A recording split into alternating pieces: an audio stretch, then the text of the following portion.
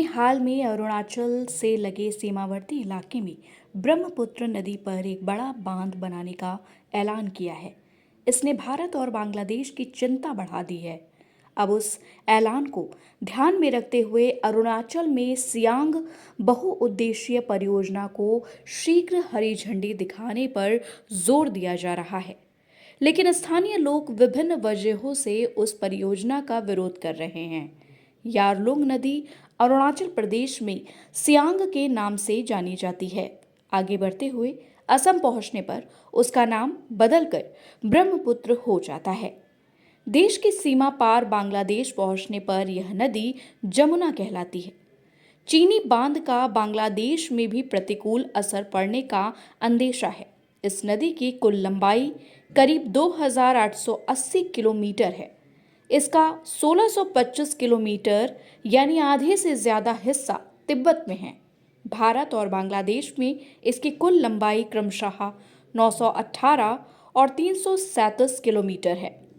चीन ने वैसे तो वर्ष 2021 में ही ऐसे बांध के निर्माण का संकेत दिया था। उस समय इससे होने वाले नुकसान को कम करने के लिए ही भारत सरकार ने अरुणाचल प्रदेश में सियांग नदी पर एक बहुउद्देशीय परियोजना का खाका तैयार किया था। लेकिन स्थानीय आदिवासियों के विरोध के कारण यह मामला फिलहाल आगे नहीं बढ़ सका है। चीनी परियोजना से 60,000 मेगावाट बिजली पैदा होगी। चीन सरकार ने हालांकि दावा किया है कि इससे पर्यावरण को कोई नुकसान नहीं पहुंचेगा, लेकिन भारत में पर्यावरणविदों का कहना है कि यह बांध अरुणाचल प्रदेश से सटे तिब्बत के जिस इलाके में बनना है वह भूकंप के लिहाज से बेहद संवेदनशील है। इस बांध से इलाके का पारिस्थितिकी संतुलन भी गड़बड़ा सकता है। इसके अलावा निचले हिस्से यानी अरुणाचल प्रदेश और असम में इसकी वजह से खेती और जैव विविधता पर बेहद प्रतिकूल असर पड़ने की आशंका है। पर्यावरणविदों की चिंता की वजह यह है कि पहले भी इलाके में ऐसी कई प्राकृतिक आपदाएं हो चुकी हैं।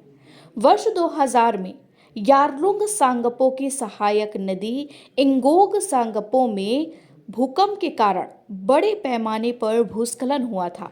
इसकी वजह से अरुणाचल प्रदेश व असम में आई भयावह बाढ़ से जान माल का भारी नुकसान हुआ था। इसी तरह वर्ष 2017 में आए भूकंप से इलाके में 2 अस्थायी झीलें बन गई थीं।